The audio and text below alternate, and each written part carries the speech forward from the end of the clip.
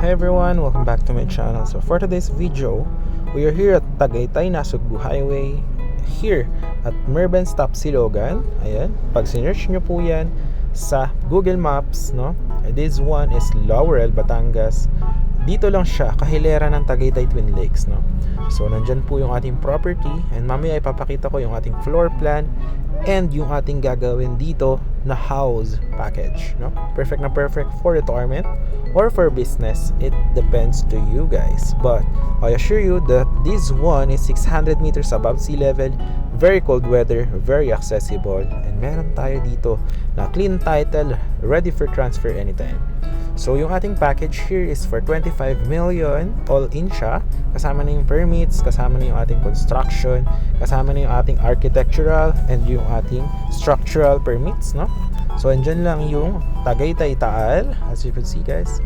Ayan. And yung property is just at the back of Merben's Tapsilogan. Ayan siya. And dito guys, one with nature ka talaga, no? Kasi marami dito mga trees wherein you could relax after a long city stressful work, no? Punta ka dito in your weekend for your retirement.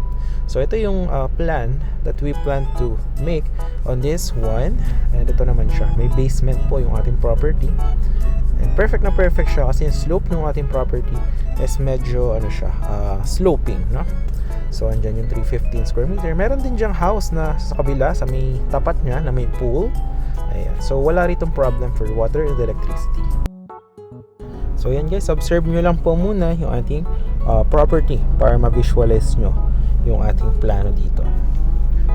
Nga pala guys, dito meron siya sa tapat ng Merben's Tapsilogan high-end subdivision. Dito po yan sa Tagaytay, no? Tagaytay ang kanyang branding, but yung mismong location niya is Laurel, Batangas. Ayan.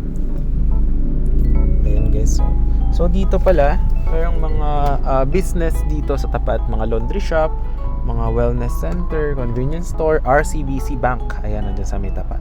Then itong sa kabila is yung high-end Tagaytay subdivision. So lahat ng kailangan nyo for your everyday needs is nandito. May mga palengking malapit. And then at the same time, may mall din. Mayroon dyan yung Twin Lakes, may Robinson Smart doon. Ayan. So ito yung ating property. And nga pala guys, dito, if wala kayong car, bawa tinatamad kayong mag-car, may dumadaan dito na bus going to PITX Pasay. Tapos kung galing naman kayo ng Pasay, sakay kayo ng Nasugbu na bus, DLTB. So bababa rin yun dyan mismo sa property. So ayun guys, I hope that you like this one. So kung meron kayong mga inquiries or mga kailangan, nandyan yung Viber WhatsApp ko. So you could message me so that I could assist you on your dream property. So yun lang guys, once again, this is John Rich. I hope to see you soon and let's make your dream house together. Yun lamang, salamat po.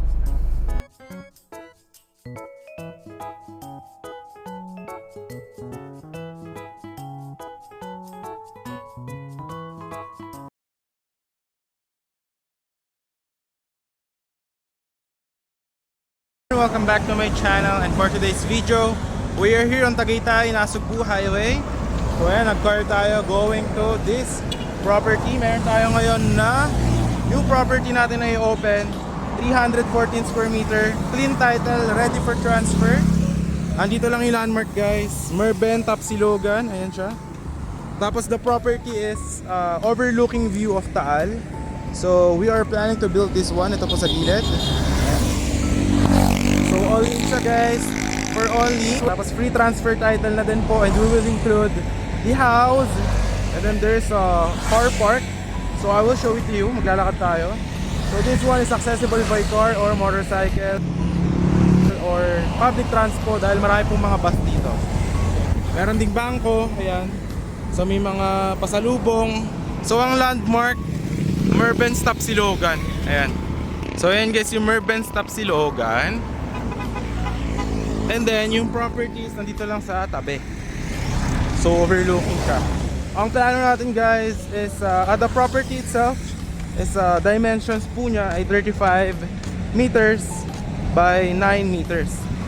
And then we are planning to build for the house is 20 meters by 9 meters. And then for the parking area niya naman is 15 meters by 9 meters. So yan siya. Ito yung Merbenz, ayan. Yun yung papunta ng Twin Lakes dyan. So dito lang tayo guys, kakanan lang. Ayan. So kasya dito 2 cars, 2-way po yan, kalsada from the highway. So perfect to guys if you are planning to have a property for Airbnb, investment. Na, ito guys oh. Look at this paradise. Yan siya guys oh.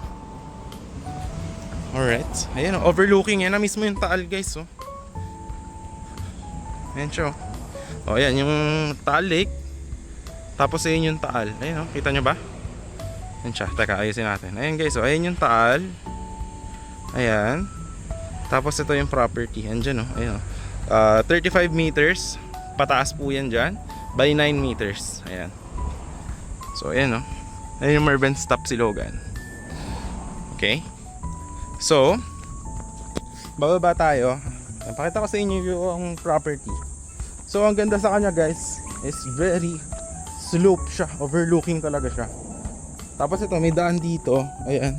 Marami ring mga kapitbahay, may linya ng kuryente, may linya ng tubig. So ayan siya.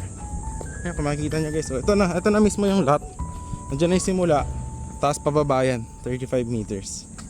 Ayan. So ang total is 314 square meter clean title.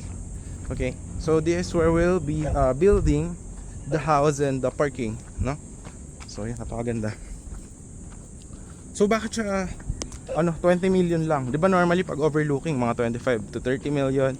So ang target natin is that for investors magkaroon sila ng affordable property na pwede for business and at the same time for retirement. So yeah, yan yung Taal Lake. So ito na mismo yung lot guys ha. Ayan, nandiyan na yan. So yan, grassland siya, makikita nyo. Ayan siya. Oops. Okay, ayan siya. Kung makikita nyo yung sloping, ayan siya mismo. Alright, andun mamaya papakita. Yung papaya na yan, yan, 9 meters by 35 meters. So dito natin gagawin yung 20 by 9 meters na house dito. So dun lang yung highway. Tapos dito natin gagawin yung parking, 15 ang taas, tapos 9 meters. Para buhos siya. Meron dito yung mismong daan, ile-level natin yung parking para dyan kayo magpa-park. Tapos meron siyang basement. Tapos yung dito naman sa 20 by 9 meters, dito naman magagawin natin yung house is this one. Ganyan yung design. So yung floor area, ang target natin is around 200 square meter. Okay. So syempre pag sinama mo yung parking, 250 na yan. Okay. So ito na. Yan yung overlooking natin na view. Itong mangga pwede natin putulin para overlooking talaga kayo sa Taal. Yan siya. So simula guys yung papaya. Ayan. So ayan, overlooking niya pag pinutol niyo yung mangga tsaka yung avocado. Tingnan niyo yung avocado na to. Ayan oh. Sobrang daming bunga. Ayan guys oh. Kung makikita nyo, ang lalaki ng bunga ng avocado. Ayan oh. Tapos ayan, ang dami niyan guys. And then ito na mismo yung lot. Ayan. Diyan natin gagawin yung parking dito. Tapos dun sa taas yung house para overlooking talaga. Tapos dito guys, may house din dito na mga ayan, target din nila overlooking. Pag yung mga ganitong house naman, naabot na ng mga 35 million. Ayan. So ayan, nandito guys ah. Ayan oh. Diyan na yung Taal ha. Ayan, overlooking yan. So ayan, ito yung avocado plant. So dito sa puno ng papaya guys, meron ditong daan tao. Pwede ka bumaba para masilip mo yung property. Ayan o. Ayan na mismo yung lot. Ayan. Pag ganyan yung sloping niya guys. Ayan siya. Ayan. Ayan doon yung Merbenz Tapsilogan. Ito naman yung mga hotel. So ayan. Ito siya guys. Mayroon na yan dito eh. Bali, clean title siya. 9 meters dyan pa highway. Pag ganyan. Tapos 35 meters naman doon. Ayan. So ayan. Napakaganda no. Overlooking guys. May isa kayong kapitbahay doon. Ayan. So ayun guys, if you are interested on this property, ayan, message nyo lang ako. Hindi lang napagpalipad ng drone dito pero super overlooking to guys. And this one is one of the best properties here on Tagaytay. So yun lang guys, ito ulit yung magiging design ng house natin, ang ating plan in this property. So yun. Thanks for watching and see you in the next vlog guys. Bye bye. Overlooking view guys. Ayan yung Taal. Ayan yung Taal Lake. Ayan yung property. Nandun. Andun lang. Ito yung Merbenz. Tapos si Logan.